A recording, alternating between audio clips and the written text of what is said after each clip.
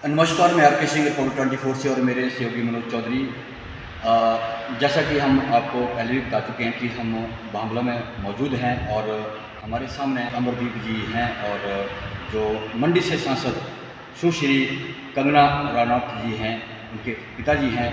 हम चाहेंगे इनके साथ कि कंगना जी के जो बचपन की यादें हैं, उनके क्या हौसले थे, उनकी क्या उम्मीदें थी, क्या चाहते थे वो, इस तरह का एक हिमाचल वासियों के लिए एक बहुत ही खुशी की बात कहें या लहर कहें कि ये किस तरह से अगर सामने हमारे सांसद कंगना जी हैं तो क्या कुछ कहेंगे।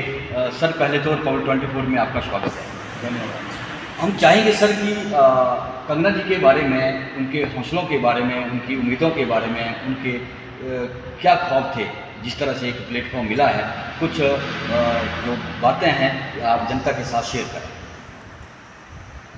देखिए, उसका बचपन यहीं पे गुजरा हुआ है बांग्ला में, और उसकी जो मैट्रिक तक की जो पढ़ाई, जो शिक्षा थी, वो भी बांग्ला के एक स्कूल में ही हुई है। और वो बचपन में काफ़ी पढ़ने में भी तेज़ थी। सांस्कृतिक कार्यक्रम जो भी होते थे हमारे, उनमें बढ़ चढ़ करके वो भाग लेती थी। मैट्रिक के बाद फिर मैंने उसको डीएवी स्कूल चंडीगढ़ में उसको एडमिशन ली। वहाँ पे हम लोग उसको डॉक्टर बनाना चाहते थे, लेकिन भाग्य को और उसको कुछ और ही मंजूर था। तो धीरे धीरे फिर उसने जो फिल्म इंडस्ट्री की तरफ ध्यान दिया, और फिल्म इंडस्ट्री में उसने सबसे पहले एक आईयूर के कॉन्टेस्ट था, वो लड़ा, और आईयूर में उन्होंने उसको ब्रांड एम्बेसडर बना दिया अपना। फिर वो उसने पीछे हट के नहीं देखा, फिर वो बॉम्बे चली गई।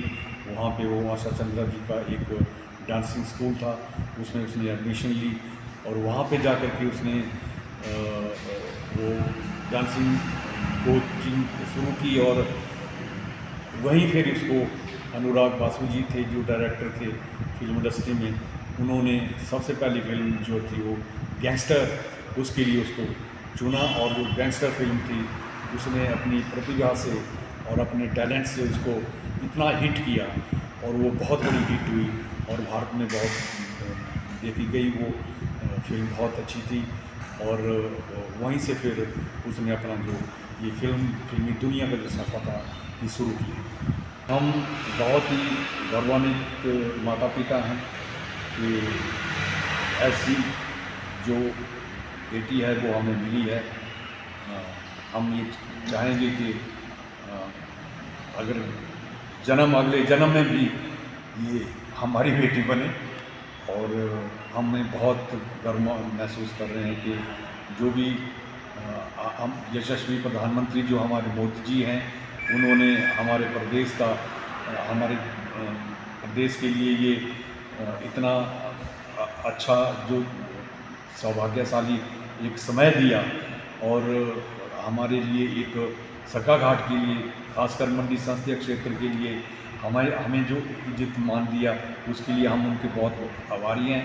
और उन्होंने जिस काम के लिए हमें भेजा था, वो काम उनकी ही कृपा से और उनकी कृपा दृष्टि से, और यहाँ के लोगों ने जो हमारा सहयोग दिया, और वो काम भी हमने पूरा कर दिया है। आज वो मंडी संसदीय क्षेत्र की एक सांसद बन के दिल्ली में पहुँची।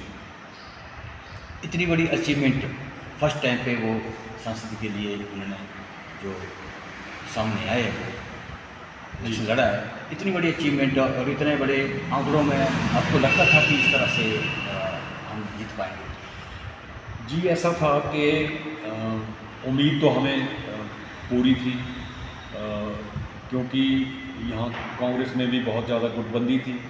और फिर विक्रमादित्य ऑलरेडी पहले ही एक पीडब्ल्यू मिनिस्टर थे, एक तरफ सारी गवर्नमेंट थी, और उनका पहले से ग्राउंड बना हुआ था। हम लोगों का जो ग्राउंड था वो हमें खुद ही बनाना पड़ा, और हम लोगों ने बहुत काम किया।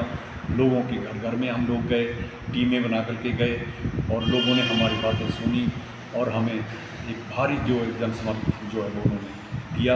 और आज आप लोगों की सबकी कृपा से और मंडी क्षेत्र के जो जितने भी जो मतदाता हैं उनको मैं बहुत आभारी हूँ और उनका मैं बहुत धन्यवाद करता हूँ।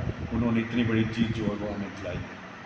एक बात मैं ज़रूर कहूँगा कि हम भी अपने क्षेत्रवासियों की तरफ से, हिमाचल वासियों की तरफ से, रिपब्लिक 24 की तरफ से, अपनी पूरी टीम की तरफ से कंगना जी को बहुत बहुत बधाई देते हैं और ये ज़रूर कहेंगे कि अगर इस तरह का लोगों ने मौका दिया है तो वो उनके उस मौके को मद्देनज़र रखते हुए अपने काम को लेके खरे उतरें और समाज की भलाई के लिए समाज को आगे बढ़ाने में योगदान दें। जैसे कि अमरदीप जी ने कहा है कि हमें अगर मौका मिला है तो हमें उसे बढ़ चढ़ के उसको पार करना है, उस पड़ाव को पार करना है और समाज हित में हमें काम करना है। इसके आगे की जो भी अपडेट रहेगी हम आप तक देते रहेंगे।